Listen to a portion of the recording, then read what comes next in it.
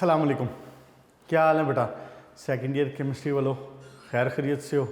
Welcome back to the fascinating branch of chemistry, organic chemistry. इसको start करते हैं। हमने लास्ट लेक्चर में ज़रा इसका एक स्टार्टअप ले लिया था और इंट्रोडक्शन उसमें हो गया था, और ऑब्वियसली मैंने आपको इम्पोर्टेंस भी इसकी बता दी थी कि ऑर्गेनिक केमिस्ट्री की। तो अब हम इसको ज़रा बाकायदा देखते हैं, और पहली बात हम इसमें ये देखेंगे कि वो रीजंस क्या हैं, वो फीचर्स क्या हैं जिसकी वजह से organic chemistry is the organic chemistry. Organic chemistry है क्यों? ऑब्वियसली ऑर्गेनिक केमिस्ट्री के कंपाउंड्स में कोई ना कोई ख़ास बात तो होगी ना, जो कि बाकी इनऑर्गेनिक केमिस्ट्री के 117 118 कंपाउंड्स में नहीं है। कोई ना कोई ख़ास बात तो होगी ना। तशरीफ लाएं पेज नंबर 119 पे। Some features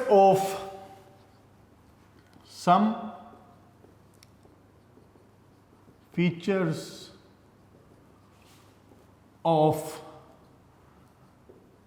organic compounds.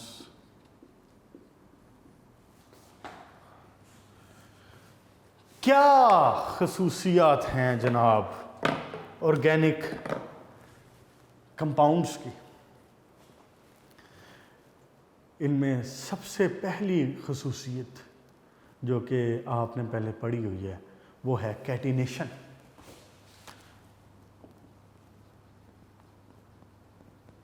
Catenation book में बड़ा अच्छा लिखा हुआ है। बुक में ये जो लिखा हुआ है इसने बड़ा अच्छा, इसने जनाब वो उसका हेडिंग्स बना के और सेपरेटली पॉइंट्स बना के लिखा हुआ है, तो बड़ा अच्छा लिखा हुआ है। ऑर्गेनिक लॉन्ग क्वेश्चन के हवाले से इसको ज़हन में रख लें। इसी तरह से क्या है जनाब इसमें सबसे पहली बात कैटिनेशन। और कैटिनेशन की बात कहाँ से आ रही है? कार्बन के पैक्युलर बिहेवियर से। यानी कि मेन जो चीज़ है वो क्या है? पैक्युलर बिहेवियर ऑफ कार्बन। आपने बड़ी तफसील से ये पढ़ा है। अब मैं दोबारा वो पूरी की पूरी बातें रिपीट नहीं करूंगा। अब मैं सिर्फ वो बातें बताऊंगा which are related to the organic chemistry, जो इसके साथ डायरेक्टली रिलेट करती है। जो जिसमें सबसे पहली बात है catenation. What was the catenation? Catenation carbon की एक दूसरे कार्बन एटम के साथ अटैच होने की, लॉन्ग चेन्स बनाने की खसूसियत है। क्या है catenation? Self linking of carbon atoms. एक वर्ड में अगर इसका जवाब दूं और आप अगर उसको जहन में रखना चाहें, self linking of carbon atoms. Carbon atom के अलावा सिलिकॉन ऐसा एलिमेंट था जो कि किसी हद तक कैटिनेशन की खसूसियत रखता था, लेकिन प्योरली कैटिनेशन की खसूसियत उसकी भी नहीं थी। क्यों? आपको याद होगा कि silicon was connecting to the other silicon atom through oxygens. Silicon oxygen. लेकिन कार्बन भाई साहब इस बात से और इस खसूसियत में अरूज रखते हैं और कमाल रखते हैं कि carbon can attach directly to other carbon atom and that carbon atom can attach to an other carbon atom. तो then there will be no limit. मतलब frankly you can have the carbon atom carbon chain के जनाब जिसमें एक carbon हो, अकेले ही carbon हो, बस साथ में कार्बन के साथ हाइड्रोजन हो जाए या कोई और ऑक्सीजन हो जाए या नाइट्रोजन हो। यानी आई मीन टू से कि एक कार्बन एटम भी मौजूद हो सकता है और फिर आप हजारों की चेन भी बना सकते हैं। यानी ये कार्बन एक और कार्बन से अटैच, वो एक और कार्बन से अटैच, वो एक और कार्बन से अटैच, वो एक और कार्बन से अटैच। इधर से ये एक और से अटैच, ये एक और से अटैच, ये एक और से अटैच, ये जनाब आगे मजीद, ये इस तरफ मजीद, ये इस तरफ मजीद। ये कमाल है कार्बन का कि वो ये खसूसियत रखता है।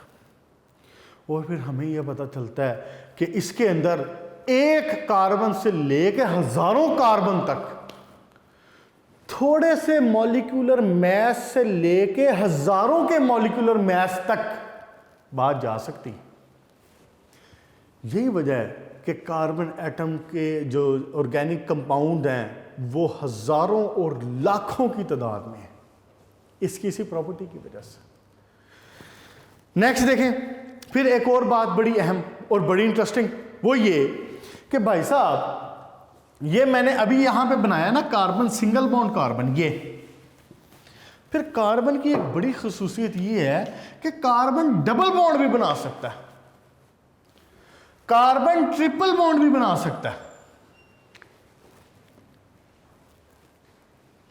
सिंगल बॉन्ड तो बना ही रहा है, वो उसमें डबल बॉन्ड भी बना सकता है, वो उसमें ट्रिपल बॉन्ड भी बना सकता है। ये बड़ी बेहतरीन खसूसियत, मल्टीपल बॉन्ड बना सकता है। ठीक है, यहां तक पैक्युलर बिहेवियर और कैटिनेशन की बात खत्म हुई। नेक्स्ट देखें, नॉन आयनिक करैक्टर होता है इसका। ये रेज कर देता हूं मैं, सिर्फ यहां पे अब हेडिंग्स लिखता हूं और उनको थोड़ा सा एक्सप्लेन करता हूं साथ में। हेडिंग्स आपने यही यूज करनी जो सारी बुक में लिखी हुई है, कोई फर्क नहीं है, कोई मसला नहीं है।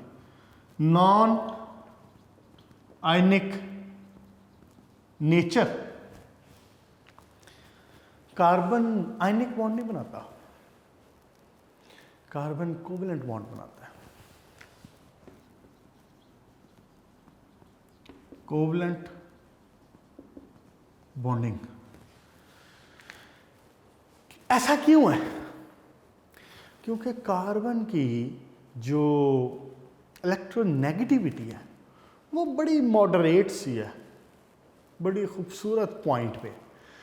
जो कंपाउंड की इलेक्ट्रोनेगेटिविटी बहुत ज़्यादा हो, जिस कंपाउंड की इलेक्ट्रोनेगेटिविटी बहुत कम हो, वो आयनिक की तरफ जा सकता है। लेकिन कार्बन की जो इलेक्ट्रोनेगेटिविटी है बड़ी मुनासिब सी, बड़ी मॉडरेट सी है, 2.5 के करीब। तो इसकी जब इलेक्ट्रोनेगेटिविटी 2.5 है, यहाँ पे इस बात से मिक्स नहीं करना वो पॉलिंग स्केल वाली बात से कि जी 1.7 से ज़्यादा होगी तो इसको तो आयनिक बॉन्ड बनाना चाहिए। वो डिफरेंस ऑफ इलेक्ट्रोनेगेटिविटी होता है, जहाँ पे वो आप कहते हैं ना कि जी 1.7 से इलेक्ट्रोनेगेटिविटी ज़्यादा होगी, तो वहाँ पे एक वर्ड भूले ना, वो ये कि 1.7 से डिफरेंस ऑफ इलेक्ट्रोनेगेटिविटी ज़्यादा। दो एलिमेंट जब आपस में मिले हों, दो एलिमेंट आपस में बॉन्डिंग बना रहे हों, तो उनका डिफरेंस ऑफ इलेक्ट्रोनेगेटिविटी अगर 1.7 से ज़्यादा होगा तो बॉन्ड विल बी आयनिक, कम होगा तो बॉन्ड विल बी कोवेलेंट। ऐसे है ना। लेकिन यहां पे जो मैं बात कर रहा हूं वो स्पेसिफिकली कार्बन की इलेक्ट्रोनेगेटिविटी की बात कर रहा हूं, कोई 2.5 होती है इलेक्ट्रोनेगेटिविटी की। ये बातें भी सारी आपने पढ़ी हुई हैं 4th चैप्टर में। अब वहां पे हमने आपको पूरा बेसिक्स उस हवाले से दे दिया हुआ है, इसलिए मैं उनको बहुत ज़्यादा टच नहीं करूंगा, अब उनमें बहुत डिटेल में नहीं जाऊंगा। तो इसलिए carbon can have covalent bonding only, carbon covalent bond बनाता है। अब कोवेलेंट लिंकेज की ये बड़ी खसूसियत है, क्या कि इलेक्ट्रॉन्स का लेन देन किया झगड़ा नहीं है। बात गौर से समझिए आप, इलेक्ट्रॉन्स का लेने देने का झगड़ा नहीं है कि जी इलेक्ट्रोनेगेटिविटी ज़्यादा है तो जी मैं इलेक्ट्रॉन छीन लूँ, इलेक्ट्रोनेगेटिविटी कम है तो जी दूसरा एलिमेंट के मैंने इलेक्ट्रॉन लूज कर दिया, ओहो अब मैं क्या करूँ। ऐसे ही है। कार्बन की इलेक्ट्रोनेगेटिविटी इतनी मुनासिब सी है, वो कहता है भाई साहब लेने देने का झगड़ा क्यों हम इस फाइट में पड़े कि जी या तो रोटी आप खाओ या तो रोटी मैं खाऊं, या तो इलेक्ट्रॉन आपका हो या तो इलेक्ट्रॉन मेरा हो। कार्बन कहता है कि सुलह सफाई से जब काम हो सकता है तो वाई टू फाइट। कार्बन कहता है शेयर करते हैं यार, क्या मसला है, शेयर करें। एक कार्बन एक अपना 4 इलेक्ट्रॉन मैं देता हूं, 4 इलेक्ट्रॉन आप दें, आप भी राजी मैं भी राजी, मेरा भी ऑक्टेट पूरा आपका भी ऑक्टेट पूरा। नहीं, अच्छी बात है ना, sharing is caring, sharing is good thing. बच्चों को सिखाते हैं शेयरिंग इज केयरिंग, तो बड़ी अच्छी बात है। अब इस खसूसियत की वजह से देखें अल्लाह ने कार्बन को कितना दिया है कि उसके हजारों लाखों की तादाद में कंपाउंड है और आप उसको इतनी रिस्पेक्ट देते हैं कि आप उसको अलग केमिस्ट्री बना के उसमें स्टडी करते हैं ड्यू टू शेयरिंग। शेयरिंग क्या करें, आप भी शेयरिंग सीखें। उसके बाद जनाब अली तीसरा पॉइंट पे आए, वो क्या, वो है सिमिलैरिटी इन बिहेवियर। अच्छा ये भी अब बड़े मजे की बात है, सिमिलैरिटी इन बिहेवियर। अब ये भी बड़ी इंटरेस्टिंग बात है।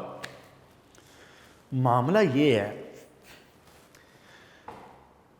कि कंपाउंड तो लाखों हैं, तो इन लाखों कंपाउंड को स्टडी करना तो बड़े मुसीबत वाली बात होनी चाहिए। फिर ये तो बड़ा अजाब हो जाएगा। लाखों कंपाउंड का हिसाब किताब कौन रखे? लाखों कंपाउंड को स्टडी करना, याद रखना, उनकी प्रॉपर्टीज को समझना, ये तो बड़ा मुसीबत वाला काम है और बड़ा वसी काम है। नहीं, कार्बन यहां पे भी आपके लिए आसानी क्रिएट करता है।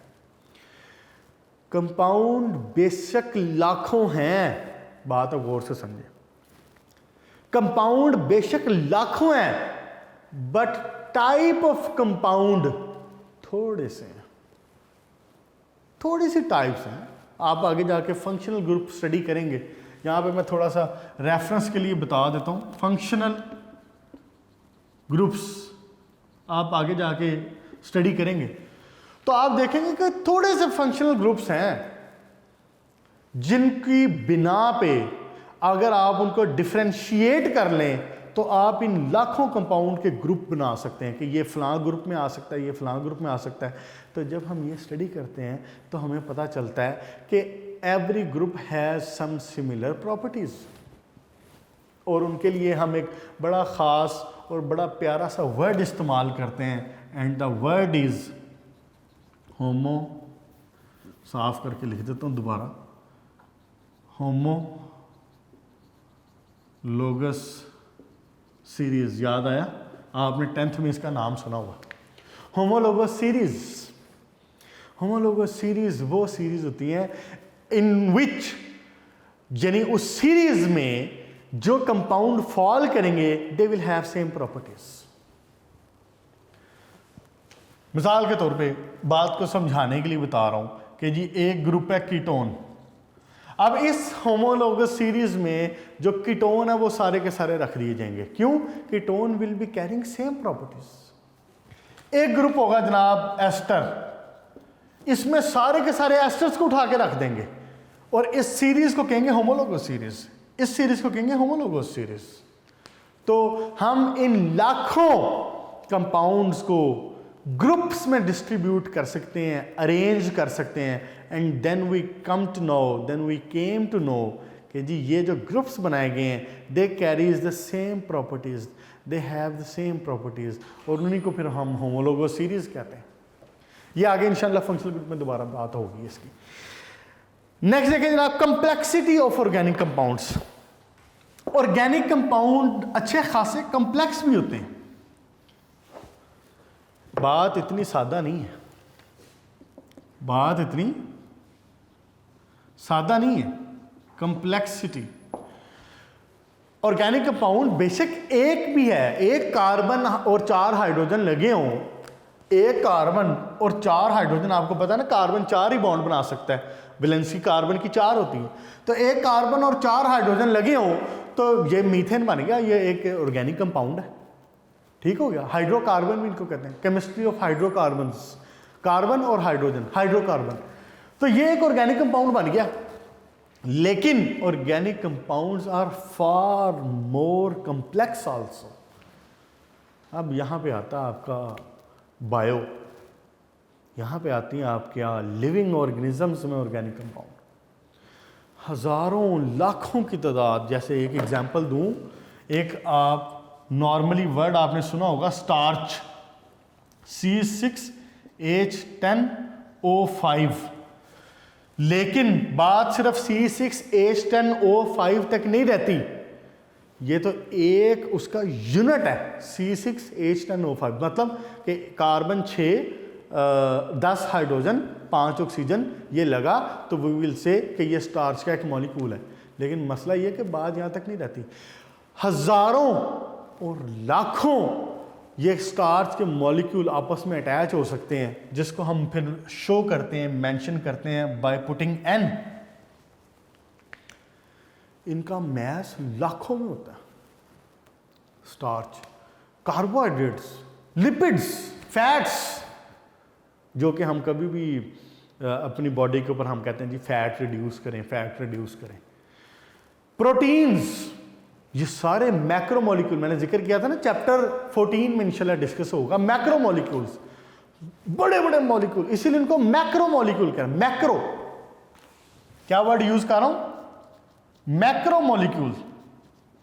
मॉलिक्यूल्स, माइक्रो यूएसबी होती है ना आपकी, जो आप इसको यूएसबी इस्तेमाल करते हैं, आप उसको कहते हैं माइक्रो यूएसबी। फिर आप कहते हैं माइक्रो सिम कार्ड, कहते हैं ना मोबाइल में इस्तेमाल करते हैं। फिर माइक्रो जो स्टोरेज डिवाइस है, एमएसडी, जो आप जिसको मेमोरी कार्ड जिसको आप बोलते हैं, वो आप इस्तेमाल करते हैं। माइक्रो मतलब स्मॉल, मैक्रो लार्ज, बड़ा। तो मैक्रो मॉलिक्यूल्स भी हैं which are far more complex, अच्छे खासे कॉम्प्लेक्स है। उसके बाद जनाब अली एक बड़ी अहम प्रॉपर्टी इसकी, क्या नाम है इसका, ऑर्गेनिक कंपाउंड्स की, and that property is isomerism. Isomerism,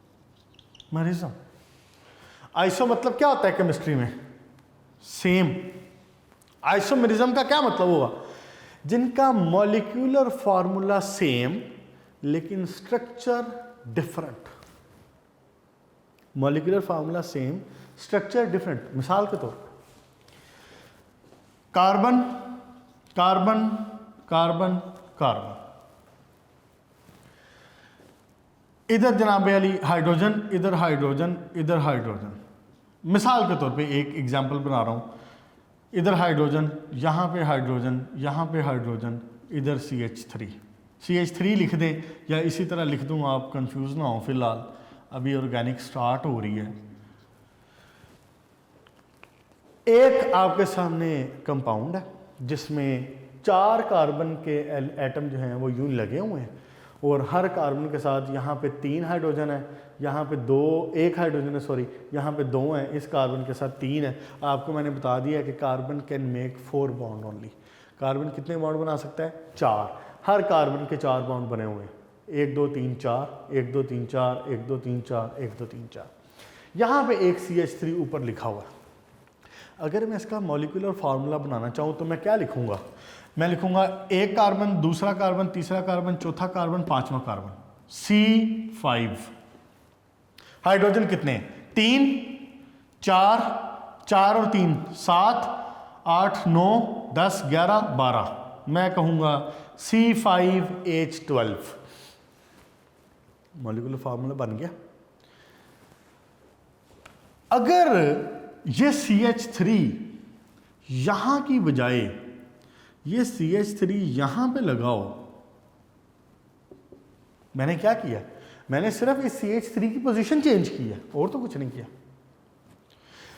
पहले CH3 लगा था यहां पे, अब ये CH3 लगा हुआ है यहां पे, सिर्फ मैंने पोजीशन चेंज की है ना। तो इसका मॉलिक्यूलर फार्मूला अभी भी क्या होगा?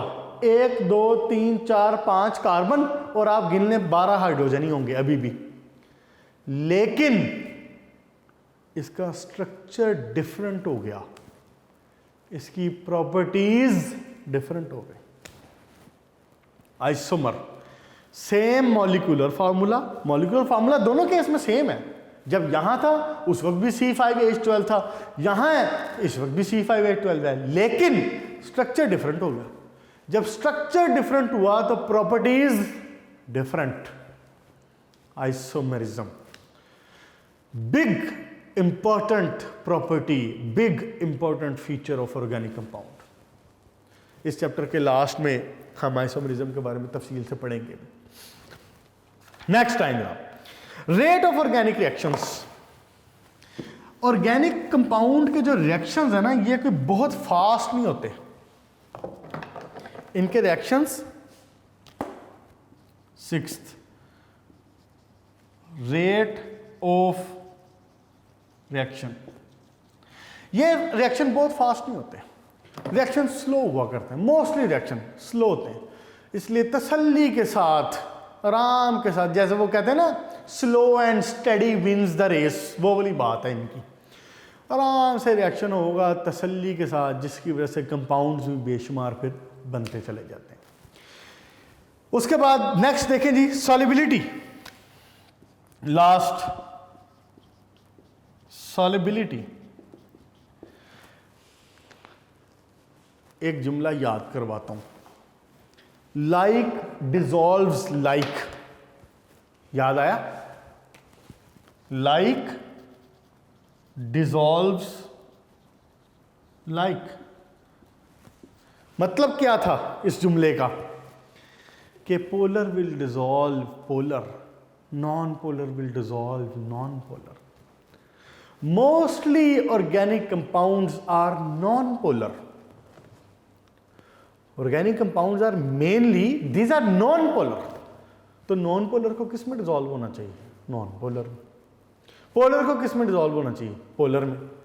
क्लियर होगी बात? इसलिए सॉल्युबिलिटी की जब हम बात करेंगे तो हम ये कहेंगे कि क्योंकि organic compounds are non polar, they prefer to dissolve in non polar solvent.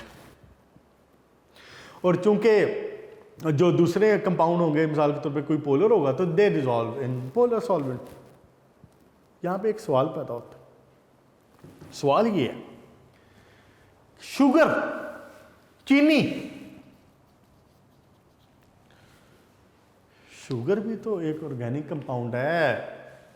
Glucose, sucrose, fructose, sugars are organic compound. आप जनाब घर में आपके वालिद साहब या बड़ा भाई कोई आके कहता है कि जी बेटा एक गिलास रूह अफ़ज़ा तो बना दें, एक गिलास टैंग तो बना दें। आप जनाब फट जाते हैं, थोड़े से चीनी उठा के मिक्स करते हैं, उसके अंदर डालते हैं और चीनी को चम्मच को यूं करते हैं। 2 मिनट के बाद वो चीनी सारी गायब। आप उसमें टैंग डालते हैं, रूह अफ़ज़ा, जाम शीरी, जो भी डालना वो डालते हैं और बना के ला के दे देते हैं। तो हम तो कह रहे हैं कि जी sugar is a non polar. तो पानी तो एक सर्टिफाइड पोलर है, तो फिर पानी को क्यों, पानी उसको कैसे डिजॉल्व कर रहा है? इसीलिए तो फिर हम कहते हैं कि water is universal solvent. Due to hydrogen bonding water बहुत सारे नॉन पोलर कंपाउंड्स को भी अपने अंदर डिसॉल्व कर लेता है। क्लियर जी? नेक्स्ट, यहां पे बात इसकी खत्म हुई। सम फीचर ऑफ ऑर्गेनिक कंपाउंड की हेडिंग्स जेन में रखें। ऑब्वियसली जब हेडिंग्स जेन में होंगी तो आप बाकी जो छोटी मोटी चीज़ें हैं वो तो आप खुद से एक्सप्लेन कर सकते हैं, कोई बड़ी साइंस वाली बात नहीं, बस इसको याद कर लें अच्छी तरह से एक दफ़ा। नेक्स्ट एक छोटा सा टॉपिक है, इसको आज निपटा देते हैं। कितना टाइम बाकी है? 5 मिनट है, तो इसको देख लेते हैं। उसके बाद फिर नेक्स्ट हम sources of organic compound use करेंगे, स्टार्ट करेंगे। इंपॉर्टेंस ऑफ ऑर्गेनिक कंपाउंड क्या है, ऑर्गेनिक केमिस्ट्री क्या है? कोई इसमें ख़ास बात नहीं। आप देखें कि जो आपकी ज़िंदगी है, जो नॉर्मल हमारी रोज़मर्रा की ज़िंदगी, हमारी रोज़मर्रा की इस्तेमाल होने वाली चीज़ें, उनके अंदर बेशुमार इस्तेमाल है ऑर्गेनिक कंपाउंड का। जैसे कि मिसाल के तौर पे हमारे लिविंग सिस्टम्स में वही सारी बातें वैसे जो मैंने पहले रिपीट की हुई हैं, जो सारी मैंने इन्फॉर्म आपको पहले किया हुआ है। हमारी बॉडी के अंदर, लिविंग ऑर्गेनिजम्स के अंदर जो एंजाइम्स हैं जो प्रोड्यूस हो रहे हैं, स्टार्च, कार्बोहाइड्रेट्स, प्रोटीन्स, लिपिड्स, ये बात आपको कौन बताता है कि आप जनाब अली फैटी चीज़ें खाएंगे तो आप मोटे हो जाएंगे? ये आपको कौन बताता है? ये आपको केमिस्ट्री बताती है। हम ऑर्गेनिक केमिस्ट्री से उससे वाकफियत हासिल की है, हम उसको जानते हैं, ऑर्गेनिक केमिस्ट्री का हमें पता है। तो हमें आज ये बात पता है कि फ़ैटी चीज़ें खाएंगे तो मोटे हो जाएंगे, लेकिन प्रोटीन खाएंगे तो प्रोटीन उस फॉर्म में उस तरह से इस्तेमाल नहीं होगी और वो फैट्स में कन्वर्ट नहीं होगी। ऐसे ही है। बार वो एक आपका बायो का टॉपिक है, लेकिन इसमें क्या है कि आपकी जो इंडस्ट्रीज़ हैं, हमारी बेशुमार इंडस्ट्रीज़ जो जिनकी बेस पे, जिनकी वजह से कोई मुल्क चल रहे होते हैं, एक्सपोर्ट आप कर रहे होते हैं और आपके मुल्क को रेवेन्यू जनरेट हो रहा होता है, वो सारा बेशुमार ऑर्गेनिक केमिस्ट्री में उसमें इस्तेमाल हो रही है। मिसाल के तौर पे जैसे देखें, प्लास्टिक्स ऑर्गेनिक कंपाउंड, और आप आजकल की ज़िंदगी में प्लास्टिक के बगैर, बेशक प्लास्टिक हमारे लिए अनहेल्दी है, हेल्दी नहीं है कोई प्लास्टिक इतना ज़्यादा, लेकिन मसला ये है कि प्लास्टिक की वजह से हमारी ज़िंदगियों में आसानी इतनी आई है। आप आज देखें कि बेशुमार चीज़ें, हमारे इर्द गिर्द की चीज़ें वो प्लास्टिक में कन्वर्ट हो चुकी हैं। हमारी वालदा के पास या हमारी दादी अम्मा के पास जो वॉशिंग मशीन या जो इस तरह की चीज़ें थी, जो पंखे थे, आपको आज भी याद हो, आपने अपने घर में कोई पुराना पंखा या कोई इस तरह की चीज़ें देखी हो तो वो सारी लोहे की चीज़ें हुआ करती। वॉशिंग मशीन लोहे की हुआ करती थी। मेरी अपनी वालदा के पास जो वॉशिंग मशीन थी वो लोहे की थी, लेकिन अब आपको लोहे की वॉशिंग मशीन मिलती है? कहीं से भी नहीं मिलती।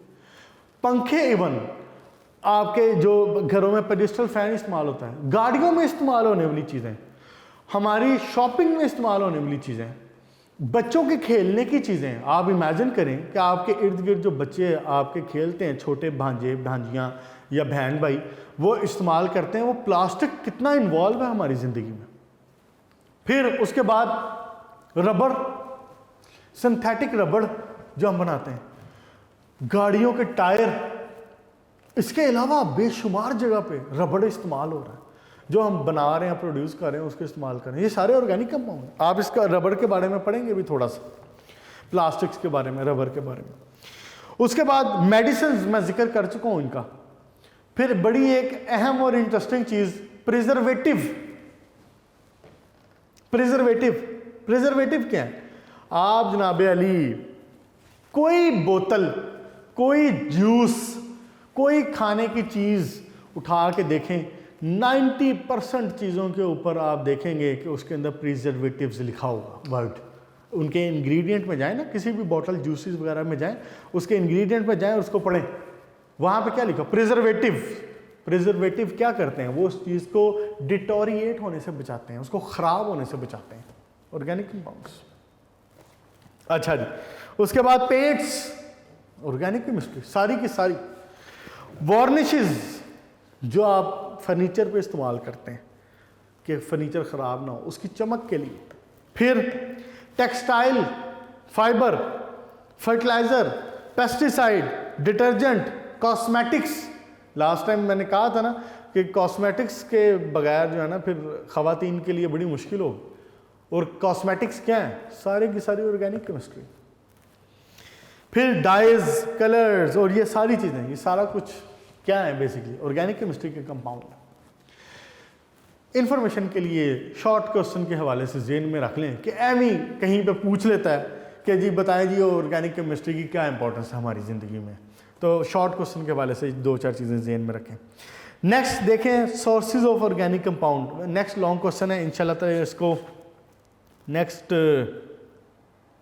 टॉपिक में करेंगे, नेक्स्ट लेक्चर में करेंगे इसको सोर्सेज। लेकिन एक जनरल से सिर्फ इंफॉर्मेशन देता हूँ कि बेसिकली जो ऑर्गेनिक कंपाउंड है वो कहाँ से हासिल किए जा रहे हैं। ऑर्गेनिक कंपाउंड, कुछ बेशुमार ऑर्गेनिक कंपाउंड तो मैंने आपको बताया ना, we manufactured, we synthesized in the lab. लाखों की तादाद में लैब में बनाए गए हैं, खुद बनाए हैं हमने।